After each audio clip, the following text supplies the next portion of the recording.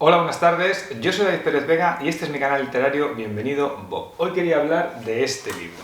Kokoro, una de las más famosas novelas japonesas del escritor Natsume Soseki, nacido en Tokio en 1867 y muerto en la misma ciudad en 1916. Ya he contado que en 2022 me apeteció volver con el escritor japonés Kenzaburo Oe, premio Nobel de 1994, de quien yo había leído 5 novelas a finales de los años 90.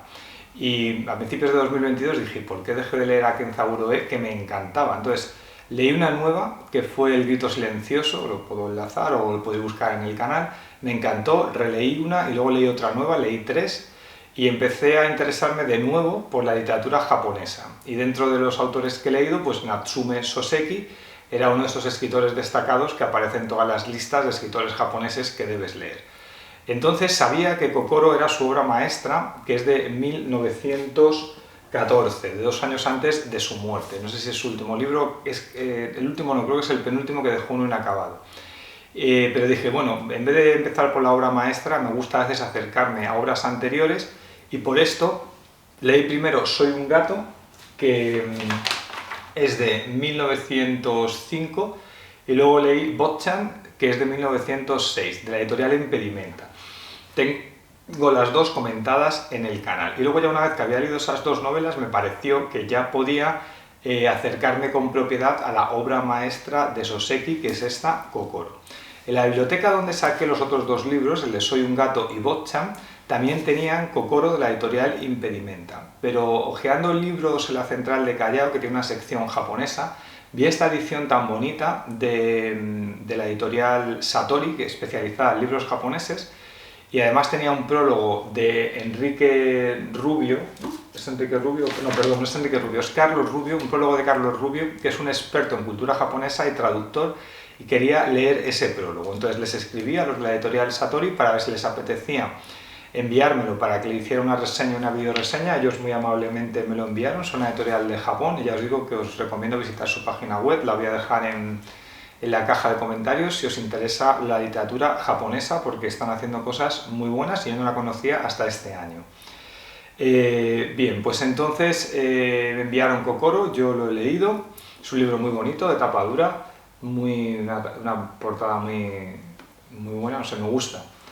Se divide en 3 partes. La primera se llama Sensei y yo, y el narrador es un joven o alguien que es un adulto pero está evocando la época en la que es joven, y te habla de un momento de su vida cuando es adolescente, que aún no ha ido a la universidad, y conoce a un adulto por el que siente respeto, al que llama sensei, que es la palabra japonesa para decir maestro o para referirte a alguien que es un antecedente para ti, alguien que te va a poder dar unas enseñanzas, es una muestra de respeto.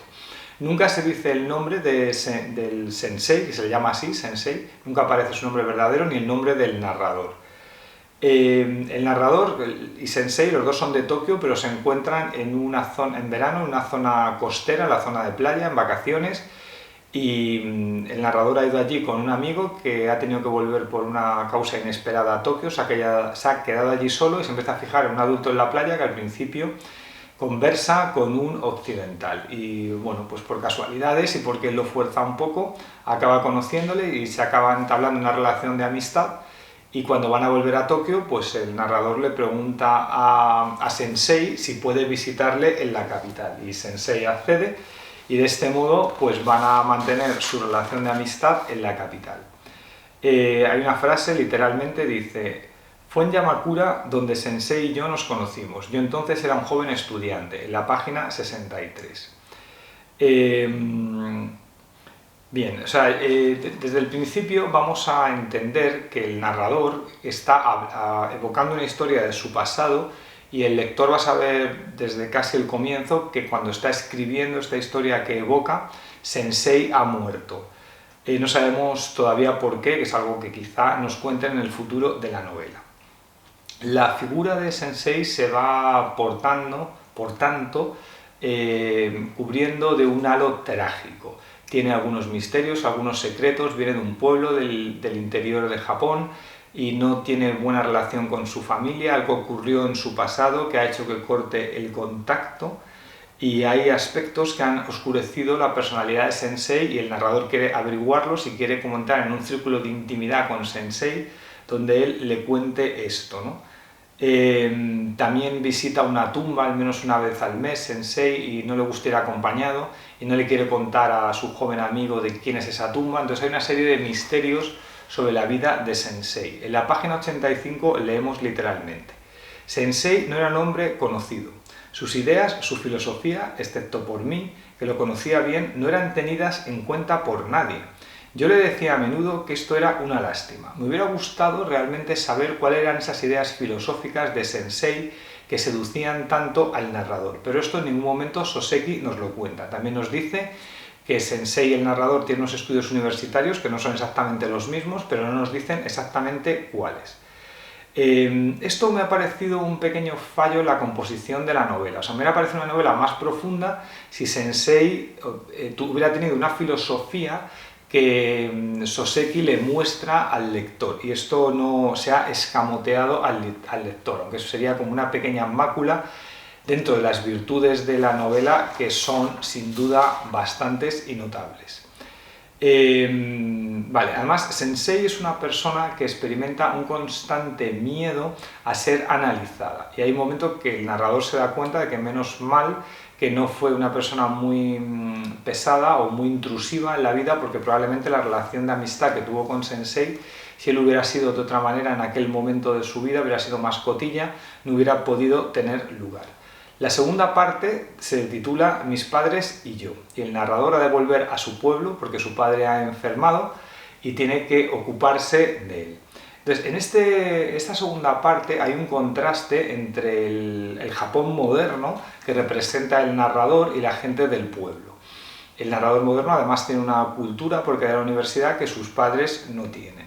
De hecho, aquí hay una cosa interesante en el trasfondo de la novela, porque Soseki, que ya he dicho que nació en 1867 y murió en 1916, casi coincide su vida con la llamada era Meiji, que va desde 1868 hasta 1912, que es un periodo de modernización de Japón, donde Japón pasa de ser una cultura, casi un reino feudal, a una ciudad moderna, donde se empiezan a fijar en los avances técnicos de Occidente, los avances culturales, y se empieza como a incorporar toda esa tecnología y novedades occidentales a Japón. Entonces, por un lado, Soseki, que además él tuvo una beca que le permitió ir a Inglaterra, donde lo pasó mal, como ya he contado en las otras reseñas que he hecho de sus libros, fue beneficiado por esta política de modernización.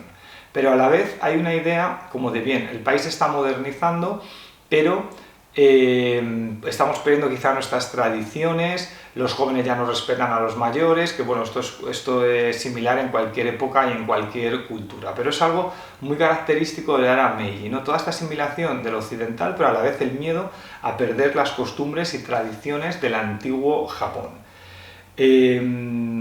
Además, en el tiempo narrativo de la novela se narra la muerte del emperador Meiji, que muere en 1912, y esto hace que el padre del narrador, que está apegado a ese Japón antiguo, piense que ya su vida está cercana a la muerte porque se ha muerto su emperador. También hay otro episodio histórico real, que se narra el suicidio del general Nogi, que había tenido un pequeño error en la época de una batalla, en la época del emperador Meiji, se suicida después de la muerte del emperador, y todo esto representa pues el Japón tradicional. Pero este contraste entre el Japón tradicional y el moderno, que es de lo que se ocupa Soseki, me ha recordado también a las películas del director Yasuhiro Ozu, como por ejemplo Historias de Tokio.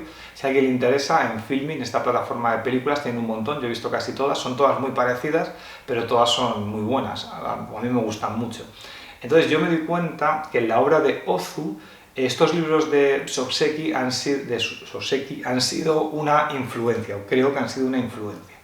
Esta segunda parte me parece muy interesante y muy universal, porque además aquí tenemos este contraste entre una generación y otra, y los roces que hay entre hermanos por ocuparse de las personas mayores, etc. Y esto todo, que sale también en los en las películas de Ozu, pues es muy universal. La tercera parte se titula La carta de Sensei, y aquí cambia el narrador, porque aquí lo que hace lo que hace el narrador es leer una carta muy extensa que le ha enviado Sensei, por eso Sensei se convierte ahora en el narrador y le explica sus motivos y por qué ha llegado a ser una persona introvertida que rechaza la sociedad, porque además nos he dicho que Sensei no trabaja, vive de unas pequeñas rentas que tiene.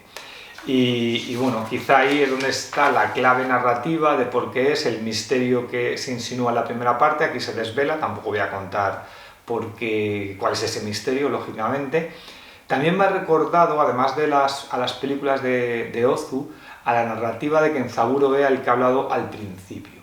Porque también en sus libros, en los de Oe, por ejemplo, en Cartas a los años de nostalgia, se establece una relación entre el narrador y un personaje un poco más mayor que él, que era un amigo del pueblo, que también es como su maestro o su sensei. Y de hecho, en ese libro, al personaje se le llama K, y en este libro de Soseki también, no voy a decir quién, pero hay un personaje que se le llama K también, y yo creo que cuando unas décadas después Kenzaburo Oe escribe su libro y llama al personaje con la inicial K, sabe perfectamente, porque ha leído al gran escritor japonés que es Soseki, que hay un personaje en Kokoro que también se le denomina simplemente con una K. También hay en Kokoro, bueno, he sacado aquí en mi libro este de Kenzaburo Oe para mostrarlo, pero realmente este no es el que estoy diciendo. El de Cartas a los años de nostalgia, que lo saca la Biblioteca de Móstoles, pero bueno, aquí una muestra de un libro de Kenzaburo Oe. Y también he encontrado una relación entre Kokoro y otro de los escritores más famosos actuales de Japón, que es Haruki Murakami. Porque en Kokoro hay una obsesión con la idea del suicidio. Y yo solo he leído de Murakami este libro, Tokyo Blues, y aquí también había una obsesión con esa idea del suicidio que ya está presente en la narrativa japonesa de Kokoro. Bien, el lenguaje de Kokoro me parece poderoso, me parece poético. Ya he comentado cuando hice las reseñas de Soy un gato y Bob-chan que había un sentido humorístico en la obra de Soseki. Este humor ha desaparecido por completo en Kokoro, que es una narración mucho más trascendente y trágica. Al acabar el libro de este Kokoro me he leído el prólogo de 50 páginas del traductor y experto en cultura japonesa Carlos Rubio, que la verdad merece la pena, me ha gustado mucho, que te explica todo este tema de lo que fue la era Meiji en Japón y esta era de modernización y el choque que a veces ha tenido Soseki a favor, en contra, todo este tipo de contrastes y de cosas. También me parece muy interesante cuando dice que en el siglo XIX no hay novelas que se conserven de la cultura japonesa porque no existía el género como tal. De hecho, ya claro, yo cuando hablaba de Soseki, esos libros, y hablaba de lo de Indigno de ser humano, por ejemplo, ahí se me ha ido el nombre, ¿cómo se llama el Indigno de ser humano? Bueno, pues estos libros japoneses he dicho que me parecían muy occidentales. Dazai es el de Indigno de ser humano, que me parecían muy occidentales, pero claro, es que a partir de la era Meiji, la novela japonesa se construye bajo la influencia occidental de los escritores rusos como Dostoyevsky o los escritores europeos o norteamericanos, porque ya digo que no había tradición como novela en sí misma en Japón en la época anterior, en el siglo XIX, como conocemos el género de novela. Lo que había era como unos libros que eran como de chistes familiares, de chascarrillos, de cotilleos de prostíbulos, de cosas así, y que eso pues es intraducible para la cultura occidental y aquí leerlo pues no tendría el menor interés.